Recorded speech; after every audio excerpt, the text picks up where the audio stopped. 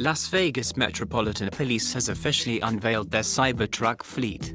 The trucks will be at every area command. The trucks are built tough to handle everything from Fremont Street to Red Rock Canyon. The trucks are projected to deliver an estimated minimum savings of $47,540 over a typical 5-year useful life compared to a conventional internal combustion engine police pickup truck. Based on 2024 average energy costs for the Las Vegas region, each truck is expected to generate annual fuel savings between $8,800 and $12,000.